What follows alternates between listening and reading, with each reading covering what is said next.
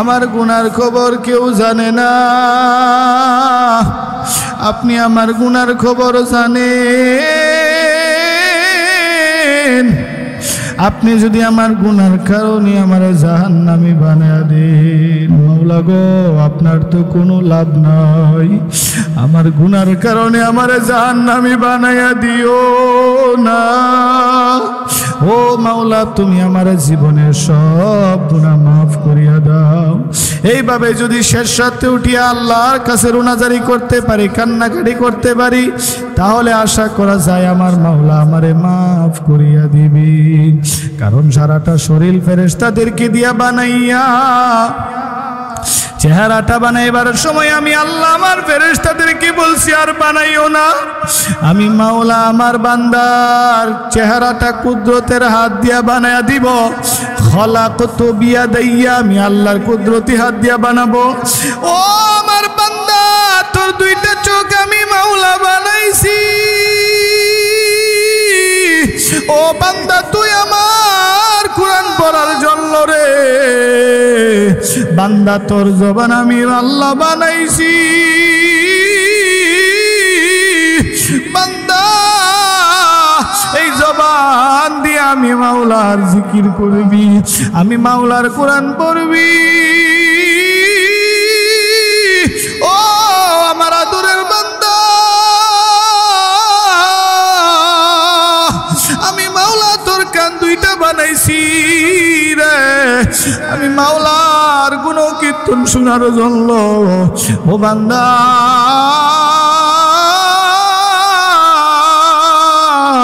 এত সুন্দর করে তোরে বানাইছি জাহান্নামে দেওয়ার জন্য না রে।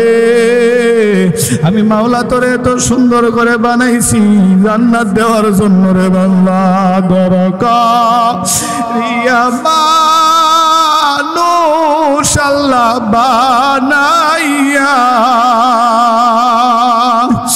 আদর করিয়া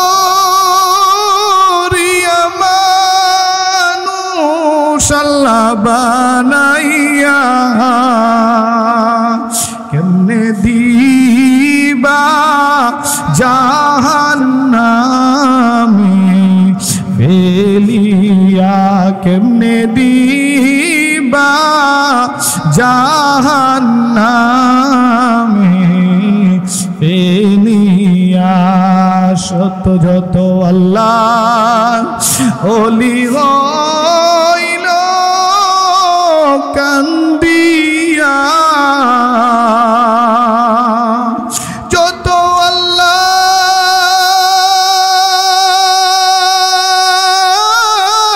ওলি হইল কান্দিয়া,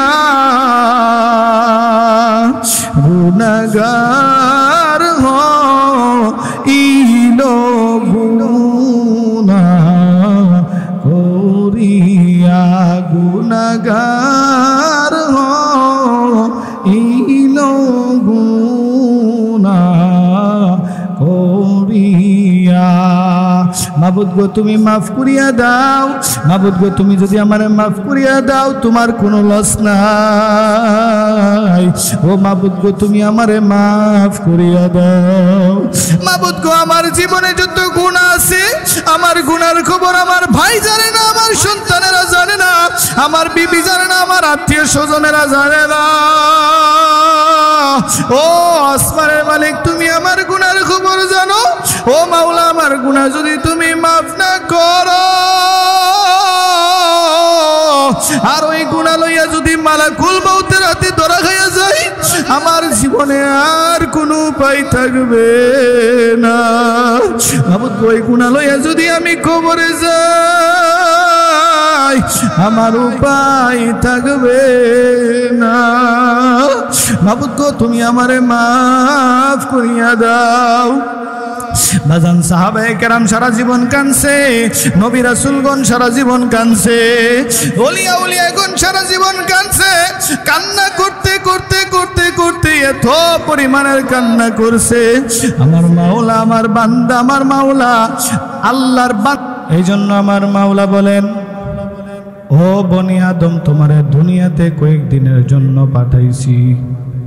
দুনিয়ার জমিনে কয়েকদিনের জন্য তোমারে পাঠাইয়া অল্প কয়েকদিনের ভিতরে বাড়ির মালিক বানাইয়া, গাড়ির মালিক বানাইয়া, সম্পদের মালিক বানাইয়া, ক্ষেত কামারের মালিক বানাইয়া আমি আল্লাহ তোমারে দুনিয়াতে পাঠাইছি। ও বান্দা, তুমি আমি মাওলারে বলিয়া যাইও না, আমি মাওলা তোমার রহমতের মাওলা। দুনিয়ার জমিনের মধ্যে তুমি নেতারে নেতা বলিয়া ডাক দাও, তোমার নেতা খুশি হয়ে যায়। দুনিয়ার জমিনে ভাইকে ভাই বলে ডাক দাও, ভাইয়ের দিল খুশি হয়ে যায়। দুনিয়ার জমিনের মধ্যে আব্বারে আব্বা বলে ডাক দাও, আব্বার দিল খুশি হয়ে যায়। আম্মারে আম্মা বলে ডাক দাও, আম্মার দিল খুশি হয়ে যায়। আমার মাওলা বলেন, বান্দা তোরে আমি বানাইছি, আমি মাওলা তোরে বানাইয়া তোর চেহারার দিকে আমি মাওলা তাকাইয়া রইছি। তুই কোন সময় টুট না রে আমাকে ডাক দিবি আল্লাহ বলিয়া, আমারে কোন সময় আল্লাহ বলিয়া ডাক দিবি। আমি মাওলা তোর ডাকে সাড়া দেওয়ার জন্য আমি মাওলা 24 ঘন্টা অপেক্ষায় থাকি। ও বান্দা, তুই যত গুনাহ করছ, তোর গুনার খবর তোর ভাই জানে না, তোর বোন জানে না, তোর মা জানে না, তোর গুনার খবর তোর আত্মীয় স্বজনরা জানে না। আমি মাওলা তো তোর গুনার খবর জানি। হাদিস শরীফের মধ্যে রাসূল বলেন, মাওলার জাহান্নামের ভয়ে যদি এক ফোঁটা চোখের পানি চোখ দিয়ে বাইর হওয়ার আগে আগে চোখের মধ্যে জমা হয়ে যায়, আমার মাওলা ওই ব্যক্তির জাহান্নামের আগুন হারাম করিয়া দিবেন। আল্লাহু আকবার।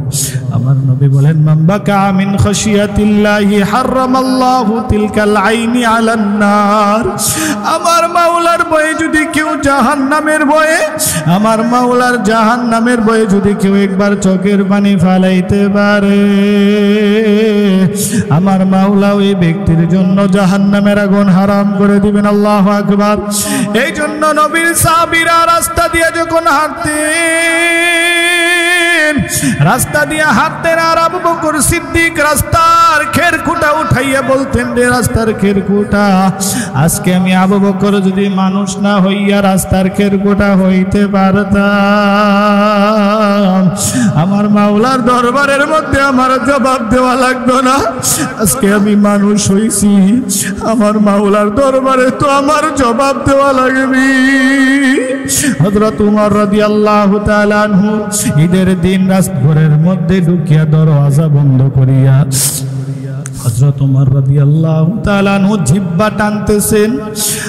একজন জিজ্ঞাসা করলেন, ও নবীর সাহাবী উমর, আপনি কেন ঘরের মধ্যে দরজা লাগাইয়া জিহ্বা টানেন? হযরত উমর বলে, আমি জিহ্বা টানতেছি, জিহ্বাই তো আমার জাহান্নামে যাওয়ার কারণ হইতে পারে, এই জন্য আমি জিহ্বা টানি, আমার জিহ্বাকে আমি আটকে দিতেছি, লাগাম ধরছি। ও জিহ্বা, জিহ্বা তুই কিন্তু অনর্থক লড়িয়া আমি উমরকে জাহান্নামের আসামি বানাইয়া দিও না। হযরত আবু বকর সিদ্দিক রাদিয়াল্লাহু তাআলা আনহু সবচেয়ে বড় ব্যবসায়ী ছিলেন, মক্কার সবচেয়ে বড় প্রভাবশালী ব্যবসায়ী আবু বকর সিদ্দিক রাদিয়াল্লাহু তাআলা আনহু। হযরত আবু বকর সিদ্দিক রাদিয়াল্লাহু তাআলা আনহু দোকানের মধ্যে বসে আছেন, ব্যবসা করার জন্য কাপড়ের ব্যবসায়ী ছিলেন হযরত আবু বকর। কাপড়ের ব্যবসা নিয়ে হযরত আবু বকর সিদ্দিক দোকানের মধ্যে বসা। এমনি সময় একজন মহিলা মানুষ দোকানের মধ্যে চলে আসলো। দোকানের মধ্যে চলে আসিয়া মহিলা কাপড় ফেরত দিয়ে গেল, বলল, আবু বকর, দীর্ঘ 6 মাস পূর্বে তোমার দোকান থেকে আমি কাপড় খরচ করেছিলাম, তোমার দোকানের কাপড়টা আমার পছন্দ হয় না, এই নাও তোমার কাপড় ফিরে দাও, নিয়ে নাও, আমার টাকা ফিরে দাও। হযরত আবু বকর সিদ্দিক দোকানের মধ্যে বসে বসে কান্দেন। মায়ার নবী রাস্তা দিয়া যায়, নবী আমার আবু বকর সিদ্দিককে দেখে জিজ্ঞাসা করলেন, আবু বকর, আপনি কেন একা একা একা একা বসে বসে কান্দেন? হযরত আবু বকর সিদ্দিক বলেন, নবী আমার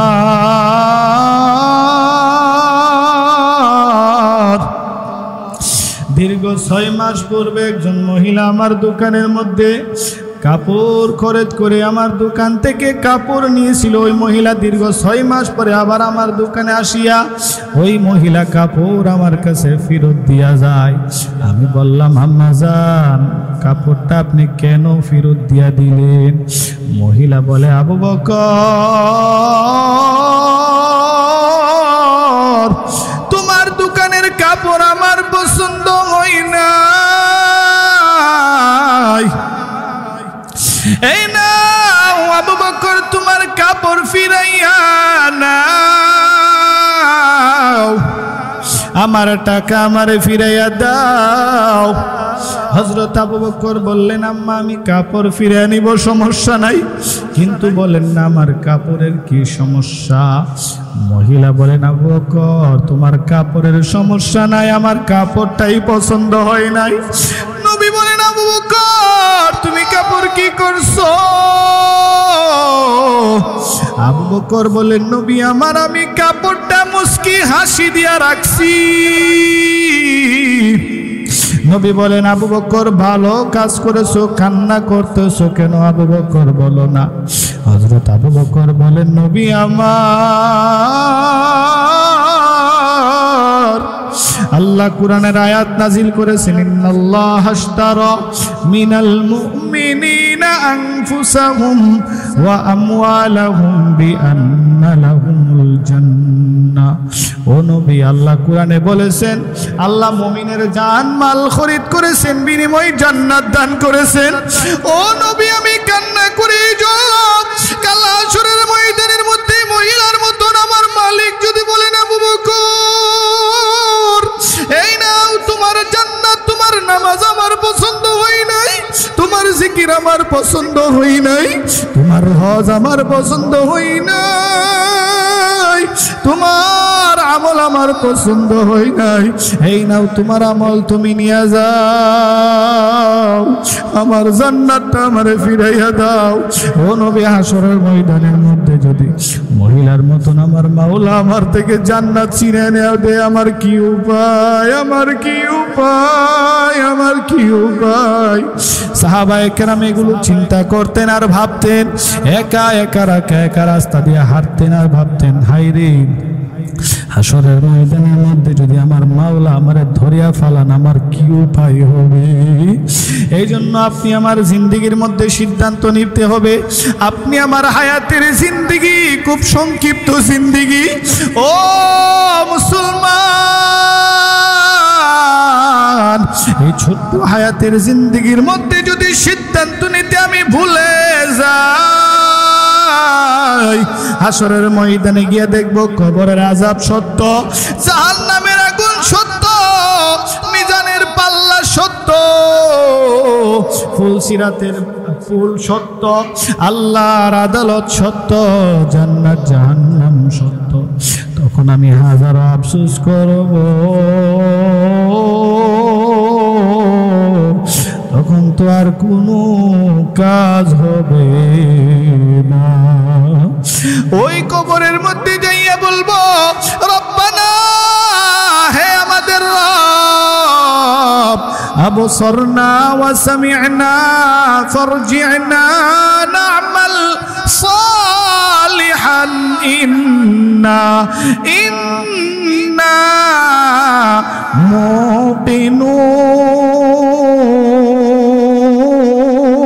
মুকিনুন। আল্লাহু আকবার। ও আল্লাহ, আমি আমার নিজের কানে শুনছি, নিজের চোখে দেখছি, আল্লাহ জাহান্নামের আগুন সত্য, কবরের আযাব সত্য, মিজানের পাল্লা সত্য। ও আল্লাহ, তুমি আজকে আমারে নাজাত দিয়া দাও। দুনিয়াতে আমি কত ধনী মানুষ দেখছি, দুনিয়াতে আমি কত কোটিপতি দেখছি, আজকে ওই কোটিপতিগুলো কবরে বড় এতিমের মতো দাঁড়ায় আছে। আমার মাওলা হাশরের ময়দানের মধ্যে একটা হুঙ্কার দিয়া দিবেন, লিমানিল মুলকুল ইয়াউম, আজকে রাজত্ব কার? আমার আল্লাহ হুনকার দেওয়ার সঙ্গে সঙ্গে সমস্ত হাসরবাসী থরথর করে কাঁপতে থাকবে। আমার আল্লাহ বারবার বলবেন আইনা নমরুদ, আইনা ফেরাউন, আইনা আবু জাহল, ও দুনিয়ার ক্ষমতাওয়ালারা কই? আজকে আমি মাওলার সামনে দাঁড়াইয়া যাও। তখন কেউ কোনো কিছুই বলবে না, সকলেই স্তব্ধ হইয়া থর থর থর থর করে কাঁপতে থাকবে আর বলবে নাফসি নাফসি নাফসি। মা তার সন্তানের কাছে যাইয়া বলবে বাবা আমি তোমার মা। সন্তান বলবে আমার দুনিয়াতে কোনো মা ছিল না। সন্তান গিয়া মার কাছে বলবে আম্মা আপনি না আমার মা ছিলেন। হাসরের ময়দানে মা বলবে আমার তো বিয়াই হই নাই, আমি বাচ্চা কোথা থেকে আসলো? আমার আল্লাহ কোরআনে বলেছেন ইয়াউমা ইয়াফিরুল মারউ মিন আখি ওয়া উম্মিহি ওয়া আবি ওয়া সাহিবাতিহি ওয়া বানি। ওই হাসরের ময়দানে ভাই পরিচয় দিবে না, বোন পরিচয় দিবে না। ওই হাসরের ময়দানে কেউ কারো পরিচয় দিবে না। ওই হাসরের ময়দানে সকলে পলায়া যাবে। আমার আল্লাহ কুরসির মধ্যে বসিয়া হুনকার দিবেন লিমানিল মুলকুল ইয়াউম। আজকের রাজত্ব কার? আজকের ক্ষমতা কার? হাসরের ময়দানে সকল দুনিয়ার মানুষ দাঁড়াইয়া আছে, কেউ কিছু বলবি না। সবাই দাঁড়াইয়া রইছে আল্লাহর সামনে, পরনে পোশাক নাই, কেউ কারো দিকে তাকাইবার সময়ও নাই, কেউ কাউকে চিনে না। নবীরা পর্যন্ত নাফসি নাফসি, সকল নবী নাফসি নাফসি বলবে। আদম নবী নাফসি নাফসি বলবে, ইব্রাহিম নবী নাফসি নাফসি বলবে, নূহ নবী নাফসি নাফসি বলবে, সকলেই নাফসি নাফসি বলবে। এই কঠিন মুসিবতের মধ্যে আমার আল্লাহ বলবেন লিল্লাহিল ওয়াহিদিল কাহ্হার। আল্লাহ বলবেন আজকের রাজত্ব একমাত্র শুধুমাত্র কেবলমাত্র আমি আল্লাহর। আমি আল্লাহর রাজত্ব রে দুনিয়ার মানুষ।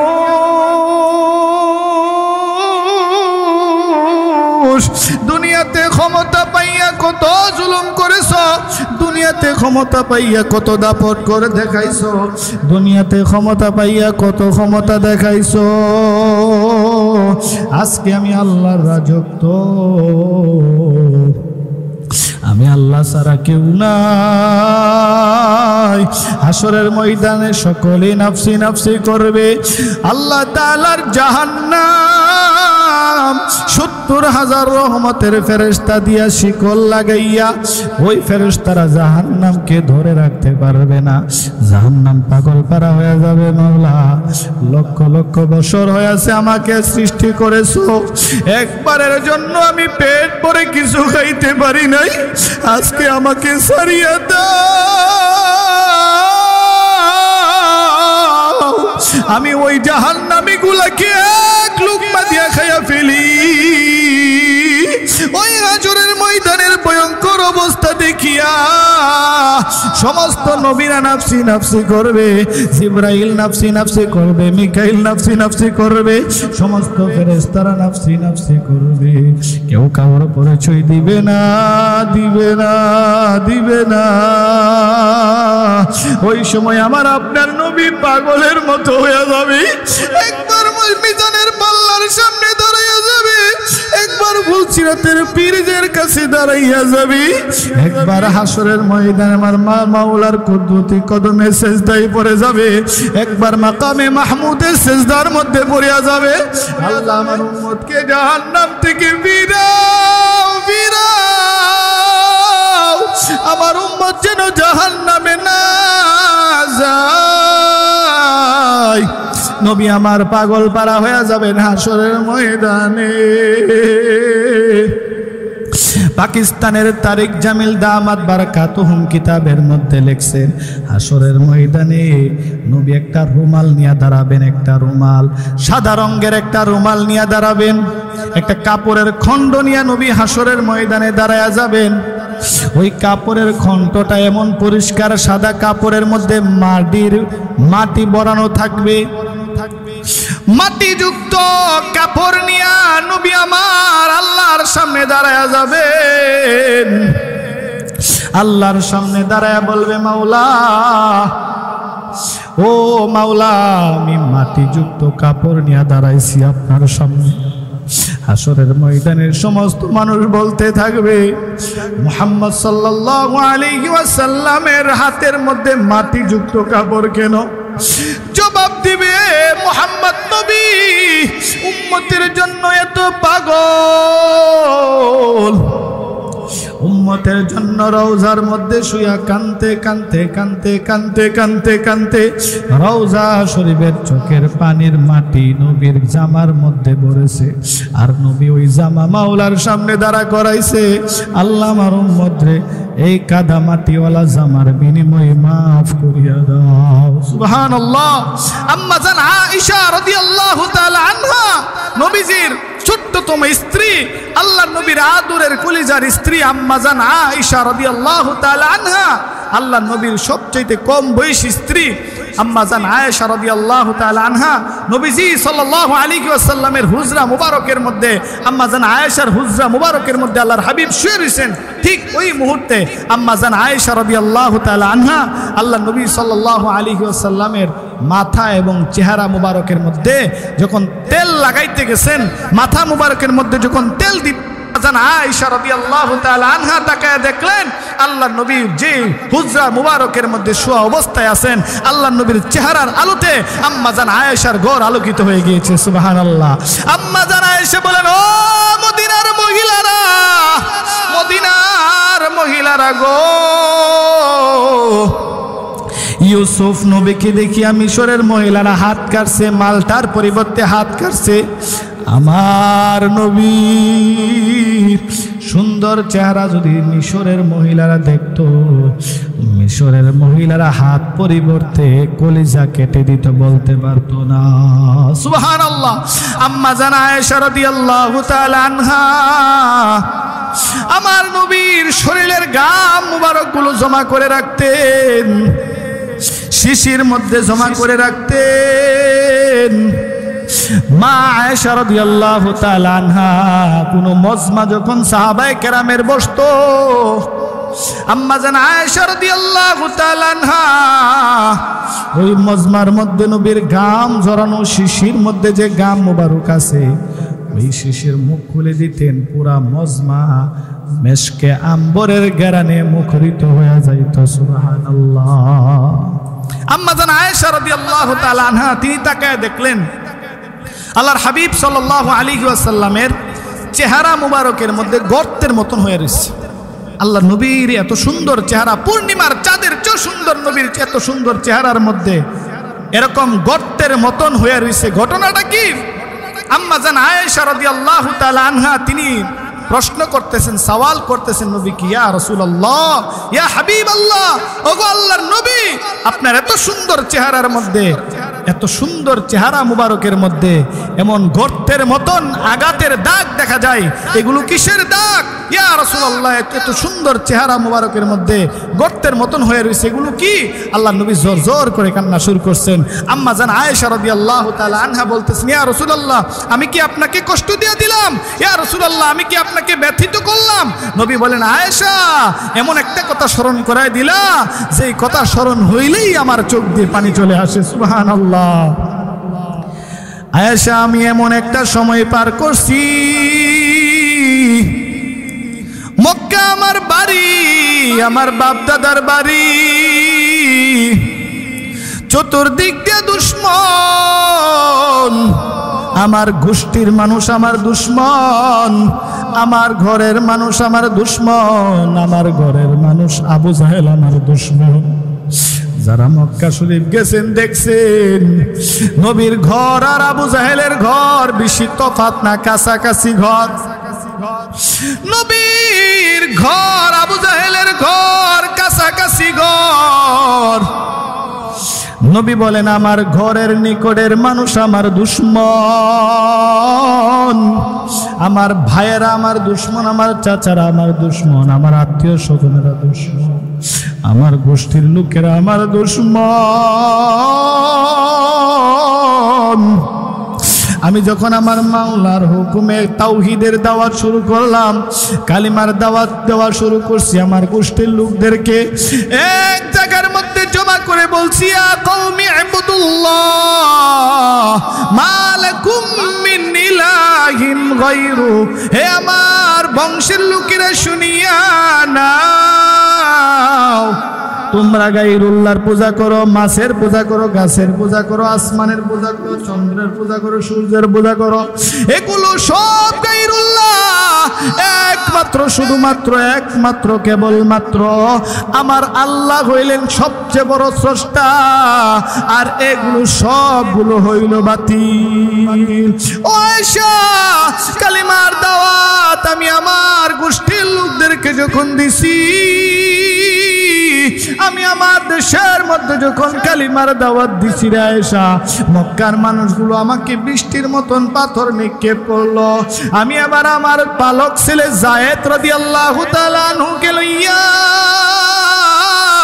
আমি তায়েফে সফর করলাম। আমি আমার যায়েদকে বলছি, যায়েদ রে,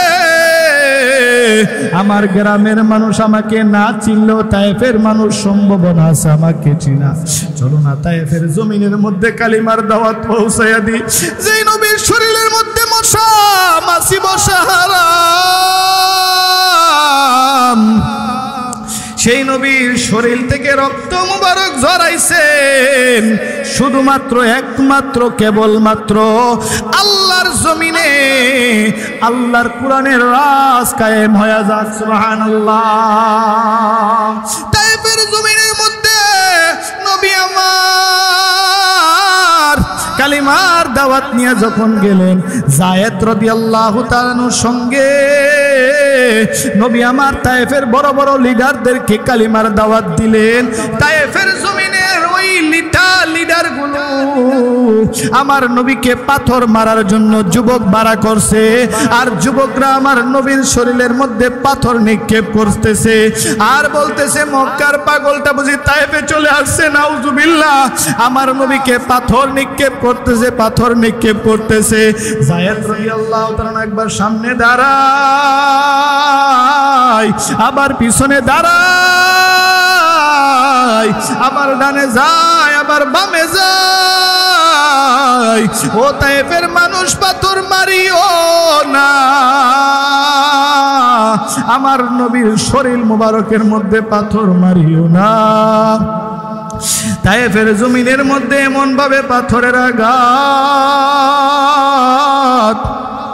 পাথর এমন ভাবে আমার দেহের মধ্যে পড়ছে, আমার সারাটা শরীর রক্তে রঞ্জিত হয়ে গেছে, জুতা মুবারকের মধ্যে রক্তের জমাট বেঁধে গিয়েছে।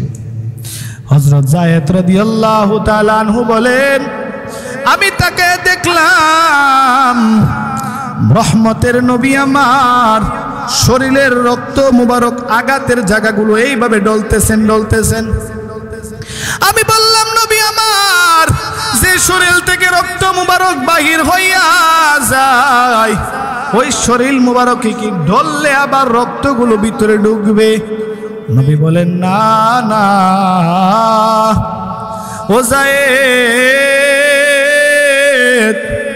যে শরীর থেকে রক্ত বের হইয়া যায়, ওই শরীরের মধ্যে আবার রক্ত ঢুকে না। আমি এই জন্য ডলতেছি আমার আঘাতের জায়গাগুলোর যায়েদ, আমার শরীরের রক্ত মুবারক যদি জমিনে পড়ে যায়, আমার বদদুয়া দেওয়া লাগবে না। আল্লাহর ফেরেশতা এখনই ভূমিকম্প শুরু করে দিবে। সুবহানাল্লাহ। আমাকে বলতে হবে না, আল্লাহর ফেরেশতা জমিনে ভূমিকম্প শুরু করে দিবে, কারণ আমি রহমাতুল লিল আলামিনের রক্ত মুবারক তায়েফের জমিনের মধ্যে পড়বে।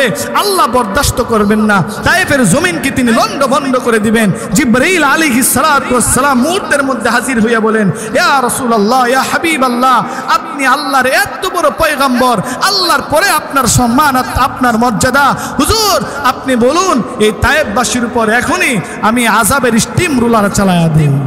আল্লাহ নবী বলেন, জিবরাইল, এই তায়েফের মানুষ আমাকে চিনে নাই, তাদেরকে আযাব দিও না, তারা আমাকে চিনে নাই, হয়তো তারা আমাকে চিনে নাই, তাদের সন্তানরা আমাকে চিনবে। আল্লাহ নবী তায়েফের জন্য দোয়া করছেন, হাত উঠায় দোয়া করছেন। নবীর দোয়ার বরকতে আজকে পৃথিবীর ইতিহাসের মধ্যে সবচেয়ে সুন্দর এক ঠান্ডা দেশ হইল তায়েফ শহর, যেখানের মধ্যে ফল ফলাদি সহ এমন কোনো ফল ফলাদি নাই যে তায়েফ শহরের মধ্যে নাই। এত শান্তি শহরের মধ্যে, এত আরাম এই শহরের মধ্যে, কেন? রাসূলের দুয়ার বরকতে। তায়েফের মানুষ সবচেয়ে বেশি কষ্ট দিচ্ছে রাসূলকে, আর আল্লাহর হাবিব তায়েফের জন্য বেশি দোয়া করছে। সুবহানাল্লাহ। এজন্য রাসূল সাল্লাল্লাহু আলাইহি ওয়াসাল্লামের গোটা জিন্দেগিটা হইল আমাদের জন্য মডেল, আমাদের জন্য মডেল। আল্লাহর নবী বলেন, আয়েশা আমি এত কষ্ট করছি উম্মতের জন্য, হাসরের ময়দানেও আল্লাহর কাছে বলবো, আল্লাহ এই এক একটা আঘাতের বিনিময়ে আমার লক্ষ লক্ষ কোটি কোটি উম্মতকে জান্নাত দান করেন। সুবহানাল্লাহ। আজকে তুমি যুবক, আজকে তুমি ফলো করো পশ্চিমা রাষ্ট্রের লাল কুকুরদেরকে, যারা লম্বা চুল রাখতেছে, দাড়ির মধ্যে খুল লাগাইতেছে, তাদেরকে তুমি ফলো করতেছো, আমার নবীর কলিজার মধ্যে আঘাত করতেছে তারা প্রতিনিয়ত। আজকে তাদেরকে আমি অনুসরণ করে আজকে তাদেরকে আদর্শের মালা বানাইছি। আল্লাহর কসম, আল্লাহর নবী বলেন, যার সাথে যার মহব্বত তার সাথে তার কিয়ামত। আমি যদি ওই রোনাল্ডোর সাথে আমার মহব্বত থাকে, আমি যদি ওই পশ্চিমা রাষ্ট্রের খেলোয়াড়দের সাথে আমার মহব্বত থাকে, আমি যদি নাস্তিকদের সাথে মহব্বত রাখি, আমি যদি রাম বামের সাথে মহব্বত রাখি, তাহলে হাসরের ময়দানে ওই রাম বামের সাথেই আমার হাসর দাঁড়াতে হবে। কথা কোন ঠিক কিনা? এই জন্য দুনিয়ার জিন্দিগির মধ্যে আমি মডেল বানাইতে চাই, আল্লাহর হাবিবকে আমি মডেল বানাইতে হবে। কারণ আল্লাহর নবী প্র্যাকটিক্যাল দেখায় গেছেন আমার গোটা হায়াতের জিন্দিগিকে আমি কিভাবে পরিচালিত করব, মাথার চুলটা কিভাবে কাটবো রাসূলের আদর্শের মধ্যে আছে, মুখের দাড়িগুলো কিভাবে রাখবো রাসূলের আদর্শের মধ্যে আছে, আঙ্গুলের নখগুলো কিভাবে কাটবো রাসূলের আদর্শের মধ্যে আছে, খানা খাইবো কিভাবে রাসূলের আদর্শের মধ্যে আছে, ঘুমাবো কিভাবে রাসূলের আদর্শের মধ্যে আছে। রাস্তা দিয়ে হাঁটতেছি, কোন দিক দিয়ে হাঁটবো, কিভাবে হাঁটবো, কি রকমে হাঁটবো রাসূলের আদর্শের মধ্যে আছে। গোটা জিন্দেগি আমার প্র্যাকটিক্যাল পুরাটা হায়াতের জিন্দেগি রাসূলের আদর্শ এবং তরিকার মধ্যে আছে। কথা কোন ঠিক কিনা? এই জন্য দুনিয়ার জিন্দেগিটা ভাই ক্ষণস্থায়ী জিন্দেগি, হায়াত শেষ হয়ে গেলে আমরা সবাই চলে যাব কবরে। কি জন্য দুনিয়াতে আসছি, কি রাইখা যাইতেছি, কি নিয়ে যাইতেছি? দুনিয়াতে তো যেই দিন আসছিলাম ছোট্ট মাসুম বাচ্চা ছিলাম, হাত দুইটা ছিল স্বাভাবিক, হাতের মধ্যে কোনো গুনাহ ছিল না, চোখ ছিল দুইটাই, চোখের মধ্যে কোনো গুনাহ ছিল না, জবানটা ছিল, জবানের মধ্যে কোনো গুনাহ ছিল না, আমল নামা ছিল কিন্তু আমল নামার মধ্যে কোনো গুনাহ ছিল না। আজকে দুনিয়াতে আইসা 50, 60, 70, 100, 80, 90 বছর হায়াতের জিন্দেগির মধ্যে কত গুনাহ হয়ে যাইতেছে। হাত দিয়ে কত গুনাহ করতেছি, জবান দিয়ে কত গুনাহ করতেছি, চোখ দিয়ে কত গুনাহ করতেছি। আরে একটা মোবাইল, এই মোবাইলের মাধ্যমে কত হাজার গুনাহ করতেছি, কত হাজার উলঙ্গপনা নারীর ছবি দেখতেছি, কত হাজার গান শুনতেছি। একটাবার কি চিন্তা করছি এই যে আমি উলঙ্গপনা নারীর ছবি দেখতেছি, গুনার কাজ করতেছি, ঠিক ওই মুহূর্তে যদি মালাকুল মউত এসে হাজির হয়ে যায় আর ওই মুহূর্তে আমার মউত হয়ে যায়, আমার মোবাইলের মধ্যে গান বাজতেছে, উলঙ্গপনা নারীদের দৃশ্য বাজতেছে, আমি কিন্তু মৃত্যুবরণ করলাম, আমার লাশটা পড়ে আছে, মোবাইলে কিন্তু এগুলো চলতেছে। হাসরের ময়দানে রাসূলের সামনে কোন মুখ নিয়ে দাঁড়াবো? আজকে তো আমি বলতেছি আমি রাসূলের আদর্শের সৈনিক, রাসূলের একজন আদর্শের উম্মত, আমি একজন খাঁটি আশিকে রাসূল, অথচ আমার মুখের মধ্যে মদিনার নবীর সুন্নতের দাড়ি নাই। দাড়িটাকে ছোট করে রাখছি, কেসি দিয়ে কাইটা রাখছি আমার বিবিকে সন্তুষ্ট করার জন্য, আমার বান্ধবীকে সন্তুষ্ট করার জন্য, আমার বন্ধু বান্ধবদেরকে খুশি করার জন্য। অথচ আল্লাহর নবী বলেন আল্লাহকে বেজার করে দুনিয়ার কাউকে খুশি করা হারাম, হারাম, হারাম। আল্লাহকে বেজার করে দুনিয়ার কাউকে খুশি করা যাবে না। যদি আমি দাড়ি রাখলে আমার বিবি আমাকে পছন্দ না করে, দরকার নাই বিবির আমার। যদি আমি মাথায় টুপি লাগাইলে আমার বন্ধু বান্ধব আমাকে নিয়ে টিটকারি মস্কারি করে, দরকার নাই আমার এই বন্ধু বান্ধব। আমার আল্লাহ খুশি তো আমার জিন্দিগি সুন্দর, আমার আল্লাহ খুশি না তো আমার জিন্দিগিটাই ব্যর্থ, গজবের জিন্দিগি, ব্যর্থতার জিন্দিগি। এই জন্য আমার জিন্দিগির মধ্যে আমি আল্লাহকেই খুশি করতে হবে। এই জন্য রাসূল সাল্লাল্লাহু আলাইহি ওয়াসাল্লাম বলেন, লা তাআতা লি মাখলুকিন ফি মাসিয়াতিল খালিক।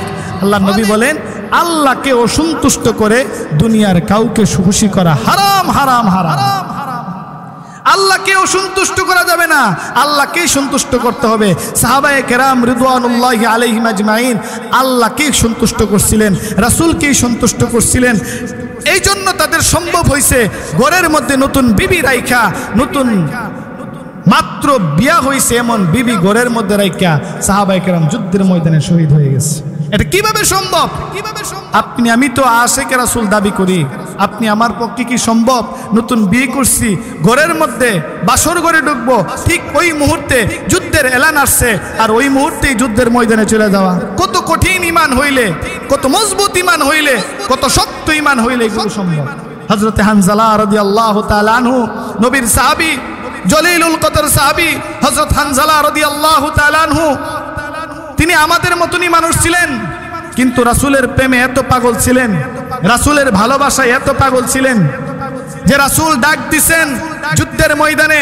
হযরত হানজালা রাদিয়াল্লাহু তাআলা আনহু গোসল ফরজ হয়ে গেছে, ফরজ গোসল নিয়েই তিনি উহুদের ময়দানে যুদ্ধে অংশগ্রহণ করেছে। সুবহানাল্লাহ।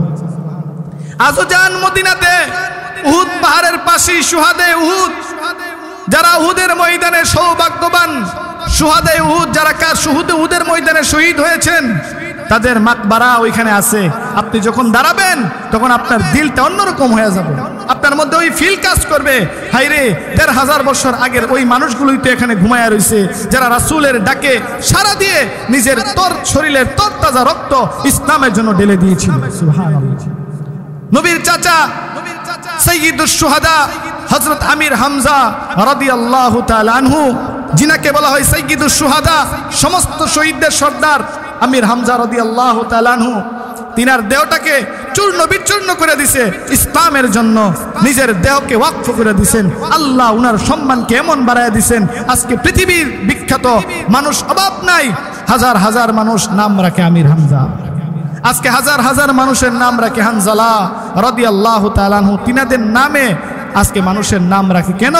জানে এই মানুষগুলো আল্লাহর প্রিয়তম মানুষ ছিল, আল্লাহর মাকবুল মানুষ ছিল, আল্লাহর পছন্দের মানুষ ছিল। এই জন্য আপনি আমার হায়াতের জিন্দেগির মধ্যে আপনি আমাকে মাওলাকে খুশি করতে হবে। মাওলাকে খুশি করার অনেক মাধ্যম আছে। মাওলাকে খুশি করার একটা মাধ্যম হইল সদা সর্বদা সবসময় মাওলার কুদরত নিয়ে চিন্তা করা। ও আল্লাহ, আপনি আমাকে দুনিয়াতে পাঠাইছেন, আমি তো দুনিয়াতে আসছি, আমার এমন গুনাহ নাই যে গুনাহ আমার কেউ জানে না, আমার এমন গুনাহ নাই যেই গুনাহ আমি করি নাই। ও আল্লাহ, আমার গুনার খবর যদি আমার ভাই জানতো, আমারে ভাই বইলা স্বীকার করতো না। আমার গুনার খবর যদি আমার মেয়ে জানতো, আমার আব্বা বলে স্বীকার করতো না। আমার গুনার খবর যদি আমার বিবি জানতো, আমার স্বামী বইলা স্বীকার করতো না। ও আল্লাহ, আপনি তো আমার গুনার খবর জানেন, আমার রাগ কইরা ফালায়া দিবেন না। ওই ফালায়া দিবেন কার কাছে ফালায়া দিবেন?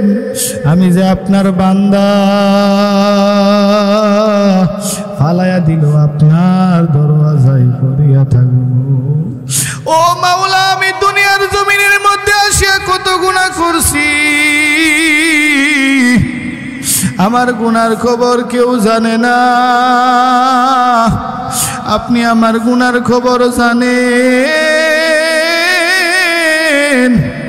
আপনি যদি আমার গুনার কারণে আমার জাহান্নামী বানায়া দেন, মাওলা গো আপনার তো কোনো লাভ নাই, আমার গুনার কারণে আমার জাহান্নামী বানায়া দিও না। ও মাওলা তুমি আমার জীবনের সব গুনাহ মাফ করিয়া দাও। এইভাবে যদি শেষ রাতে উঠিয়া আল্লাহর কাছে রুনাজারি করতে পারি, কান্নাকাটি করতে পারি, তাহলে আশা করা যায় আমার মাওলা আমারে মাফ করিয়া দিবি। কারণ সারাটা শরীর ফেরেশতাদেরকে দিয়া বানাইয়া চেহারাটা বানাইবার সময় আমি আল্লাহ আমার ফেরেশতাদেরকে বলছি আর বানাইও না, আমি মাওলা আমার বান্দার চেহারাটা কুদরতের হাত দিয়া বানায়া দিব। খলাকতু বিয়াদাইয়া, আমি আল্লাহর কুদরতি হাত দিয়া বানাবো। ও আমার বান্দা তোর দুইটা চোখ আমি মাওলা বানাইছি। ও বান্দা তুই আমার কোরআন পড়ার জন্য রে, বান্দা তোর জবান আমি আল্লাহ বানাইছি। বান্দা এই জবান দিয়ে আমি মাওলার জিকির করবি, আমি মাওলার কোরআন পড়বি। ও আমার আদরের বান্দা, আমি মাওলা তোর কান দুইটা বানাইছি রে, আমি মাওলার গুণকীর্তন শোনার জন্য। ও বান্দা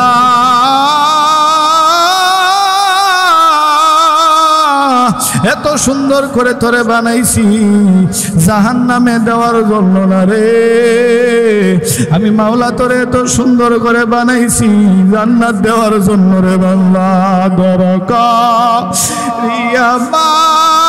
মানুষ আল্লাহ বানাইয়া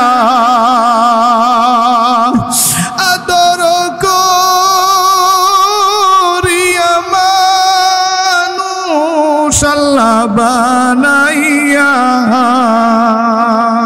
কেমনে দিবা জাহান্নামে ফেলিয়া, কেমনে দিবা জাহান্নামে ফেলিয়া।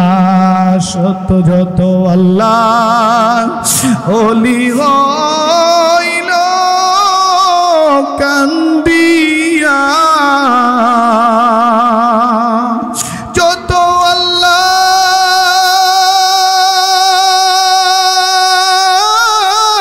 ওলি হইল কান্দিয়া, গুনাহগার হইল গুনাহ করিয়া, গুনাহগার হইল গুনাহ করিয়া। মাবুদ গো তুমি মাফ করিয়া দাও, মাবুদ গো তুমি যদি আমারে মাফ করিয়া দাও তোমার কোনো লস নাই। ও মাবুদ গো তুমি আমারে মাফ করিয়া দাও।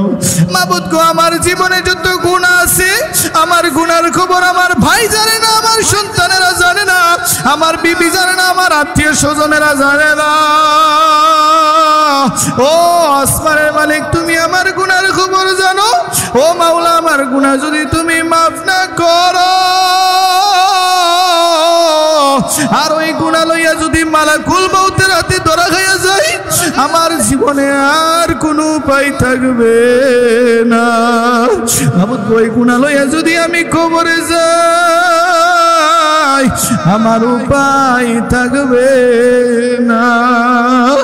মাবুদ গো তুমি আমারে মাফ করিয়া দাও। বাজান সাহাবায়ে কেরাম সারা জীবন কানছে, নবী রাসূলগণ সারা জীবন কানছে, ওলিয়া উলিয়াগণ সারা জীবন কানছে। কান্না করতে করতে করতে করতে এত পরিমাণের কান্না করছে। আমার মাওলা আমার বান্দা, আমার মাওলা আল্লাহর বান্দাদের কান্নাটা খুব পছন্দ করে। চোখের পানি যদি একবার ফালাইয়া আমার মালিকের কাছে ফিরে আসতে পারি, ও মাওলা মাফ বাবার কাছে যদি অন্যায় করি মা বাবা ফালাইয়া দেয় না। মাবুদ গো তুমি কি করে ফালাইয়া দিবা? তুমি আমারে ফালাইয়া দিও না। এইভাবে যদি চোখের পানি ফালাইয়া কাঁদতে পারি, আপনি আমার হায়াতের জিন্দেগি সুন্দর হায়াতের জিন্দেগি হয়ে যাবে। আমি আমার আলোচনা শেষ করে দিব একটা ছোট্ট ঘটনা বলিয়া। ওই যে এক আল্লাহর বান্দা, সাধারণ মানুষ, আলেম না, হাফেজ না, কারি না, কিছুই না, সাধারণ একজন মানুষ, ক্ষেত খামারে কাজ করে। আল্লাহর ওই বান্দা কোরআন শরীফ পড়তে অনেক স্বপ্ন, কিন্তু কোরআন শরীফ পড়তে পারে না। কিন্তু মাঝে মধ্যে ঘরের মধ্যে গিয়া কোরআন শরীফ বুকের মধ্যে নিয়ে চিন্তা করে, মাবুদ গো আমি তো তোমার কোরআন পড়তে পারি না, আমি চোখ থইও কানা হইয়া রইলাম, মুখ থইও আমি বুবা হইয়া রইলাম। ওই আল্লাহর বান্দা কোরআন শরীফ ফুলিয়া কোরআনের প্রতিটা আয়াতের মধ্যে আঙ্গুল লড়াই আর বলে, আল্লাহ আমি কোরআন পড়তে পারি না, তোমার কোরআন সত্য, তোমার কোরআন সত্য, তোমার কোরআন সত্য। এইভাবে আল্লাহর বান্দা কোরআনের পৃষ্ঠার মধ্যে আঙ্গুল ঘুরায়, আঙ্গুল ঘুরায়, আঙ্গুল ঘুরায়। ওই আল্লাহর বান্দা হঠাৎ করে একদিন মৃত্যুবরণ করছে। আল্লাহর বান্দা মৃত্যুবরণ করার পরে আল্লাহর বান্দার আত্মীয় স্বজনেরা আল্লাহর ওই বান্দারে, আল্লাহর ওই পিয়ারা বান্দারে সুন্দর করে গোসল দিয়া কাফনের কাপড় পরাইয়া জানাজার মাঠে যখন হাজির করছে, আখেরি জানাজার নামাজ পড়ানোর মতন কোনো হুজুর নাই, কোনো আলেম উলামা নাই, কেউ নাই। এখন তো আলেম উলামা অভাব নাই। আজ থেকে 50, 60, 70 বছর আগে এত পরিমাণের আলেম উলামা ছিল না। এক গ্রাম মিলে 1-2 হুজুর ছিল। ওই জমানার মধ্যে জানাজার নামাজ পড়ানোর কোনো আলেম নাই, হুজুর নাই। সব মানুষ জানাজার মাঠে হাজির হইয়া চিন্তা করতেছে, এখন ওই আল্লাহর বান্দারে কি করে জানাজা ছাড়া কবরস্থ করব। হঠাৎ করে তাকে দেখলেন রাস্তা দিয়ে একজন আলেম ব্যক্তি হেঁটে যায়। ওই মুসল্লিরা ডাক দিয়ে কই, হুজুর একটু তাড়াতাড়ি আসেন না, আল্লাহর বান্দার একটু জানাজারা পরাইয়া দেন। আমরা তার জানাজার পরানোর জন্য তারে গোসল দিয়া কাপনের কাপড় পরাইয়া জানাজার মাঠে হাজির করছি, একটু জানাজারা পরাইয়া দিয়া যান না। ওই হুজুর বলেন, আমি জানাজার নামাজ পড়াইতে পারবো, সমস্যা নাই। এবার জানাজার নামাজ পড়ানোর জন্য যখন 4 তাকবীর দিয়া জানাজার নামাজ শেষ হয়ে গেল, এবার সকলে মিলে ধরল, হুজুর আসেন না একটু কবরস্থানে, একটু কবরের মধ্যে নামবেন, একটু জানাজা যেহেতু পড়ছেন এবার কবরস্থর কামটা শেষ করিয়া দেন। ওই আল্লাহর বান্দার জানাজার নামাজ পড়াইয়া সবাই এবার কবরস্থানে যায়। ওই আলেম ব্যক্তিও তার পিছনে পিছনে কবরস্থানে যায়। এবার কবরস্থানে যাওয়ার পরে সকলে যখন কবর খনন করলো, লাশ যখন কবরের মধ্যে নামায়, এবার ওই আলেম ব্যক্তিও তার কবরের মধ্যে নামিয়ে লাশটাকে কবরে শুয়ে দিছে। মাথার বান খুলিয়া, কোমরের বান খুলিয়া, পায়ের বান খুলিয়া, মাথাটা কেবলার দিকে, সিনাটা কেবলার দিকে ঘুরাইয়া দিছে। এবার আল্লাহর বান্দার পকেটের মধ্যে কিছু দামি কাগজপত্র ছিল, আবুল ক্রমে ওই কাগজপত্রগুলো তার কবরের মধ্যে পড়িয়া যায়। বাজান মাওলা পাকের কুদরত বোঝা বড় কঠিন। এবার ওই আল্লাহর বান্দা বাঁশ দিয়া, দাড়ি দিয়া, মাটি দিয়া এবার যখন সকলের সাথে কবরস্থান থেকে ফিরিয়ে আসলো, এবার সই আলেম এবার যখন সকলের থেকে বিদায় নিয়ে এবার তার গন্তব্যের দিকে রওনা। হঠাৎ করে অনেক দূর যাওয়ার পরে চিন্তা করতেছে, আমার পকেটের কাগজপত্রগুলো কোথায়? অনেকক্ষণ খোঁজাখুঁজির পরে চিন্তা করলো, হায়রে আমার পকেটের কাগজপত্রগুলো তো ওই কবরের মধ্যে পড়িয়া গেছে। ওই আল্লাহর বান্দার লাশ নামানোর সময় আমার পকেট থেকে কাগজপত্রগুলো আল্লাহর বান্দার কবরের মধ্যে পড়িয়া গেছে। এবার দৌড়ে আবার ওই গ্রামে আসলেন। আল্লাহর বান্দার আত্মীয় স্বজন যারা জানাজার মাঠে ছিল সকলকে ডেকে ডেকে বলতেছেন, ও আমার মুহাব্বতের ভাইয়েরা, আল্লাহর বান্দা বান্দার জানাজার নামাজ পড়ে আপনাদের অনুরোধে আমি কবরস্থানে গিয়েছিলাম কবরস্থ করার জন্য।